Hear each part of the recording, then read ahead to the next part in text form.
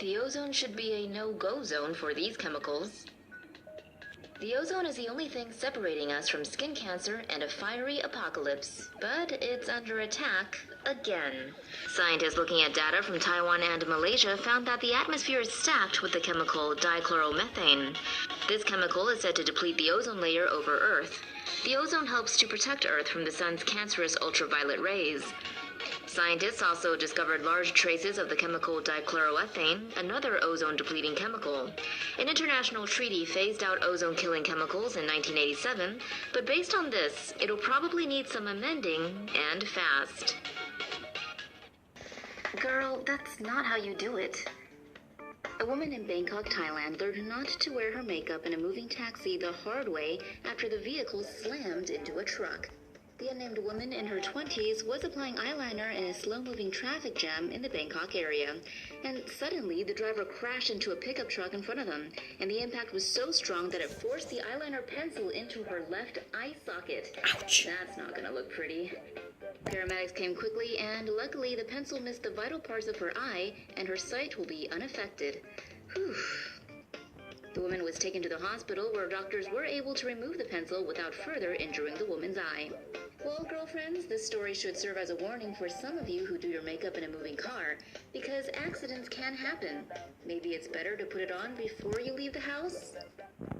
Doctor suspended for mocking patient who couldn't breathe. A Northern California emergency room doctor has been suspended for being an all-around crappy human being after cell phone video shows the scrub mocking, ridiculing, and cussing out a young basketball player who suffers from extreme anxiety attacks. According to ABC News, 20-year-old Samuel Bardwell suffers from anxiety attacks and takes the sedative Klonopin to treat the affliction. Samuel ran out of his prescription and hadn't had time to get it refilled, which is how he ended up in the emergency room at El Camino Hospital in Los Gatos. Enter the 57-year-old human blob, Dr. Beth Keegstra. Keegstra proceeds to mock, yank, and verbally spar with Samuel and his father, Daniel Bardwell. Keegstra then argues with Samuel and his father over whether he's just trying to get drugs. Dude! What? The fuck? What do you think about that? What the fuck, dude? Dude! Show you how to fucking... I said let's talk about it later. What the fuck? My dad is fucking nuts! Fuck you! Fuck this shit! Fuck that. Oh my god, dude. What the fuck? Fuck. Oh my god, dude. Dude, oh my god. Fuck, did he fuck up Mario Kart? Oh my god, dude. Fucking... Oh my god, that's gonna be fucked. Dude, just fuck it, just cut the fucking video. Fucking... Oh my god, that's gonna be fucked. Dude, just fuck it, just cut the fucking video. When Samuel told her that he could not inhale, Keegstra laughed it off, saying, "He can't inhale? Wow, he must be dead." Are you dead, sir? I don't understand. You're breathing just fine. Nice lady. El Camino Hospital has suspended Dr. Keegstra from all facilities connected to the hospital. The WHO say video game addiction is a disease. Video game addiction is now a disease, according to the World Health Organization, and it's being called gaming disorder. The WHO says the disorder can manifest in individuals who are obsessed with video games, particularly those who game longer and do it in place of other activities. They also say the disorder may hurt relationships with family and friends, and activities in work and school. For a gaming disorder diagnosis, an individual needs to show symptoms for around a year. But many experts and mental health professionals disagree with this. In a December 2016 paper, experts refuted the WHO classification, saying the definition should be removed to avoid a waste of public health resources, as well as to avoid causing harm to healthy video gamers around the world. They make a good point. Just imagine how high the healthcare and insurance bills would be if the disorder was treated as the WHO classes. Here's more gaming.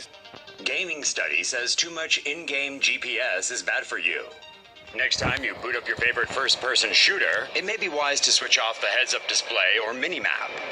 Why? According to new research, too much in-game GPS could be bad for your brain.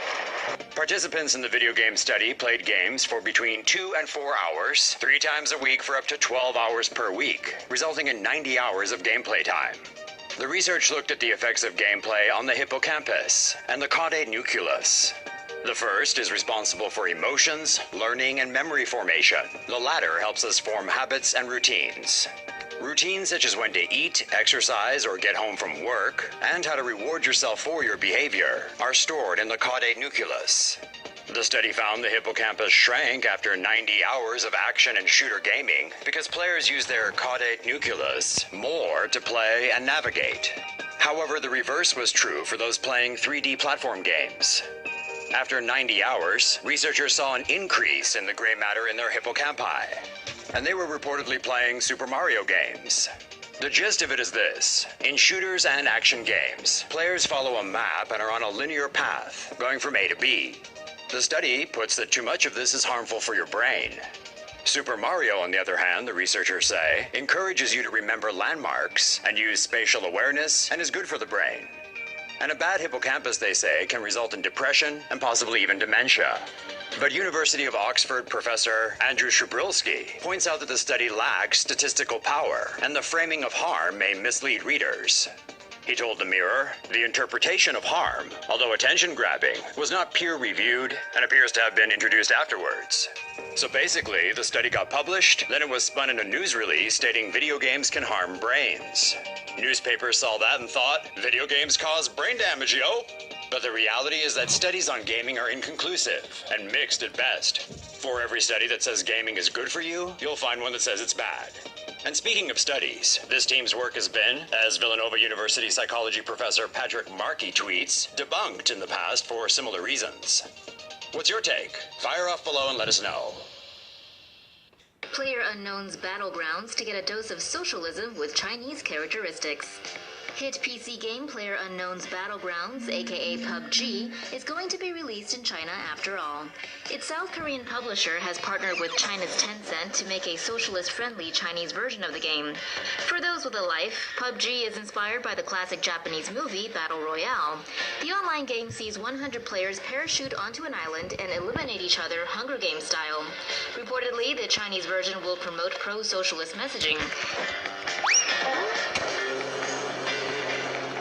How do you do that in a game that's all about the individual eliminating the competition to win, aka free market capitalism? You add in some socialism with Chinese characteristics, aka Marxism-Leninism, aka the Chinese Communist Party, aka one-party dictatorship. So in place of 100 China-based gamers butchering each other, we will see instead them working together to build a socialist utopia? Who knows, but if we do, this guy is probably watching and maybe even playing with glee. Who's been giving them birds alcohol? Britain's Animal Service recently rescued a number of seagulls on English beaches after they appear to have gotten into a little alcohol, causing them to go a little cuckoo. Britain's Royal Society for the Prevention of Cruelty to Animals said someone called them about over a dozen seagulls that were seen walking around on the beach like they were a bunch of drunkards. The RSPCA staff said the birds at first looked like they had botulism, and most seemed to recover after vomiting. Meanwhile, the vans they used to collect the birds now smell like pubs. Ah, fun times. The RSPCA suspect that a brewery or other alcohol distributor in the nearby area did not handle their alcohol waste properly, and the birds somehow gained access to the alcohol being dumped out. A veterinarian with the animal welfare charity told Sky News a few of the seagulls have died after showing symptoms of intoxication, but many are recovering. Just like a drunk person, they need time to let the effects wear off before they're back to normal again.